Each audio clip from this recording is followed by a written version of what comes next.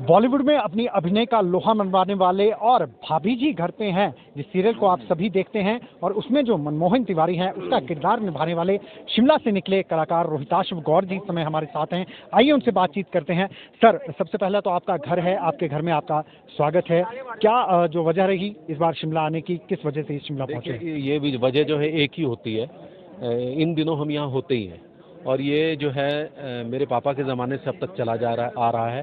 पापा ने 1955 में एक एसोसिएशन बनाई थी, ऑल इंडिया आर्टिस्ट एसोसिएशन, जिसके तहत ड्रामा डांस प्रतियोगिता होती है और वो इन्हीं डेट्स पर 1955 से लेकर आज तक होती आ रही है।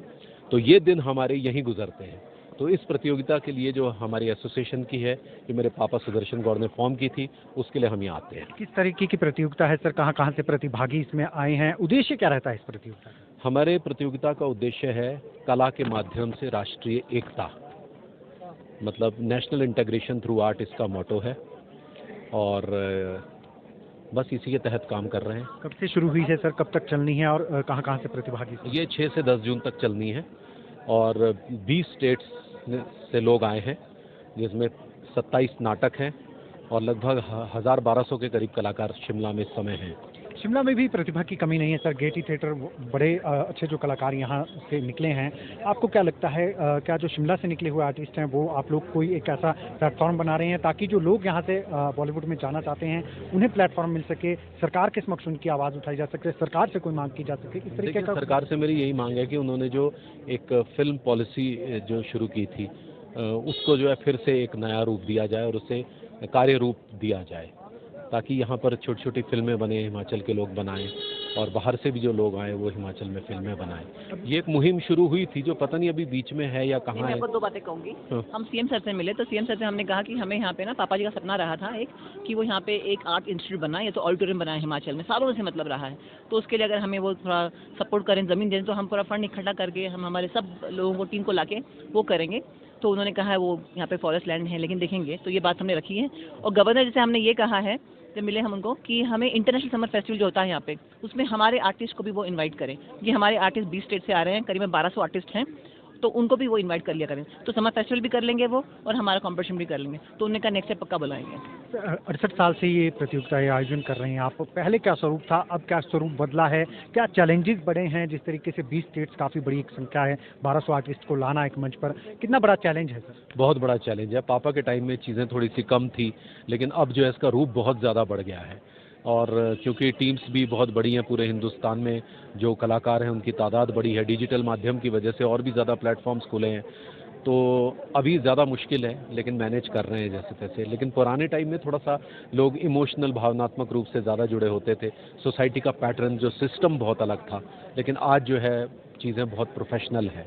पहले टीवी या सिनेमा ही एक माध्यम होता था एंटरटेनमेंट का, लेकिन जब से ओटीटी प्लेटफॉर्म आया है, आपको क्या लगता है मनोरंजन के नाम पे जो जिस तरीके से अश्लीलता परोसी जा रही है या फिर जिस तरीके से गालियां उसमें दी जाती हैं, वो कहीं ना कहीं जो है एक संस्कृति के लिए ठीक नहीं है हमारी?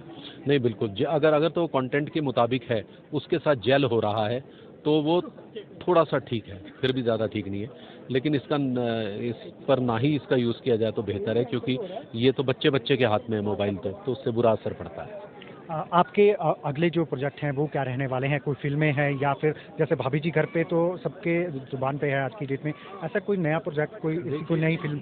हाँ, अभी हम जो हैं वो पूरी तरह से भाभी जी घर पर में हैं, क्योंकि हम जी टीवी के साथ एक्सक्लूसिव कॉन्ट्रैक्ट्स में हैं। एक्सक्लूसिविटी का कॉन्ट्रैक्ट होता है, आपको पता होगा, तो वो अपने मेजर एक्टर्स के साथ कर लेते हैं। तो एक्सक्लूसिव कॉन्ट्रैक्ट के साथ बंधे हैं, जिससे हम अभी बाहर काम कर नहीं सकते। लेकिन फिर भी हमने अभी फ़िलहाल हम राजकुमार हिरानी के साथ तो मैं शुरू से जुड़ा रहा हूँ, कुछ ना कुछ उनकी फिल्मों में करता हूँ। तो डंकी में भी मैंने छोटा काम किया है।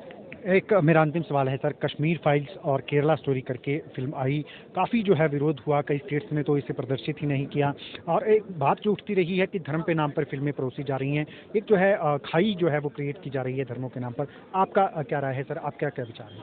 देखिए, मुझे लगता है कि इसमें जो है वो क्योंकि भारत जो है वो विभिन्न जातियां हैं, विभिन्न धर्मों के लोग रहते हैं, तो चीज़ें अगर संभाव से प्रेषित की जाएं तो उससे गलत असर नहीं पड़ेगा। लेकिन जो डायरेक्टर्स का कहना है वो बोल रहे हैं कि ये रियलिटी बेस्ड जो है फिल्म है, उसमें रियलिटी सच दिखाया गया है, उन्होंने इसमें जो ओरिजिनल कैरेक्टर्स थे वो भी इसमें प्रदर्शित किए। जी हाँ, बिल्कुल है, लेकिन उसमें एक चीज़ भी लिखी आती है कि ये काल्पनिक हैं और ये पात्र काल्पनिक है, इसकी स्टोरी जो है उसका किसी भी उससे कोई संबंध नहीं है, ये भी लिखा आता उसमें।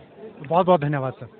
शुक्रिया। तो ये थे हमारे साथ रोहिताश्व गौड़ जी जो शिमला पहुंचे हैं, और आपको पता ही है जैसा कि भाभी जी घर पे हैं, वो सीरियल काफ़ी प्रसिद्ध है, उसमें ये मनमोहन तिवारी का जो है वो वहाँ पर रोल निभा रहे हैं। अगले प्रोजेक्ट्स की भी इन्होंने यहाँ पर जिक्र किया है कि क्या इनके आने वाले प्रोजेक्ट्स हैं, और जो यहाँ पर प्रतियोगिता हर साल करवाई जाती है उसके वे प्रेसिडेंट है। उस प्रतियोगिता को करवाने के लिए हर साल जो है वो शिमला पहुँचते हैं। एक जो इन्होंने बात कही है कि जो कश्मीर फाइल्स और केरला स्टोरीज जैसी जो मूवीज़ बनी हैं, उसको जो है अगर जो है उसमें ध्यान रखा जाए सारी चीज़ों का, और एक्स्ट्रा जो है उसमें किसी को जो है किसी भी धर्म को जो है वो इस तरीके से उत्तेजित करने का या ऐसा कोई कंटेंट ना डाला जाए जिससे जो है आपसी भाईचारा बिगड़े, इसकी इन्होंने साफ तौर पर यहाँ पर वकालत की है।